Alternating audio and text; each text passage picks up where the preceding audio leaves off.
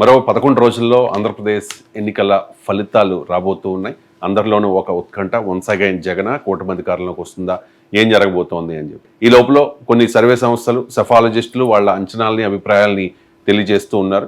ఇవాళ ఉమ్మడి విశాఖ జిల్లా గురించి మాట్లాడదాం. ఉమ్మడి విశాఖ జిల్లాలో మొత్తం 15 నియోజకవర్గాలు ఉన్నాయి. ఏ నియోజకవర్గంలో ప్రధానంగా ఎవరెవరి మధ్య పోటీ ఉంది, వాళ్ళ విజయావకాశాలు ఎలా ఉన్నాయి, ప్రతికూలతలేంటి, అనుకూలతలేంటి, ఇంకా వాటన్నిటికి సంబంధించి డీటెయిల్గా మాట్లాడదాం. సో సెఫాలజిస్ట్ చందు శ్రీనివాస్ గారు మనతో జాయిన్ అయ్యారు. శ్రీనివాస్ గారు నమస్కారం. నమస్కారం అండి. విశాఖపట్నం తూర్పు నియోజకవర్గం, Velagapudi Ramakrishna Babu versus Visakha MP MVV Satyanarayana. ఆయన విశాఖ ఎంపీగా ఉన్నారు, 2019లో ఆయన గెలిచారు. గెలిచిన తర్వాత ఇప్పుడు విశాఖ ఈస్ట్ అసెంబ్లీ అభ్యర్థిగా ఉన్నారు వైసీపీ నుంచి. ఎలా ఉండొచ్చు? ఇక్కడ టీటీపీ అభ్యర్థి రామకృష్ణ బాబు గెలవబోతున్నారు.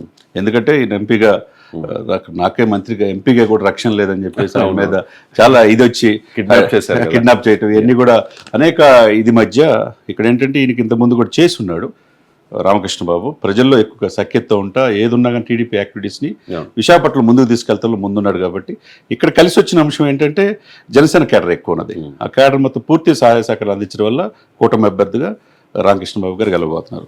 సామాజిక సమీకరణలు చూసుకున్న యాదవులు 14% ఉన్నారు, కాపులు 10%, తూర్పు కవులు 5%, మత్స్యకారులు 9%, బీసీలు 8%. అన్ని వర్గాలకి ఏదున్నా కానీ ముందు వెళ్తాడనేది ఈయనకి కలిసి వచ్చే అవకాశం.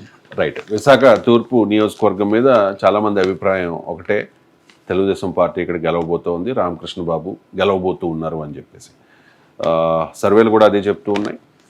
ఆత్మసాక్షి చెప్తోంది, టీడీపీ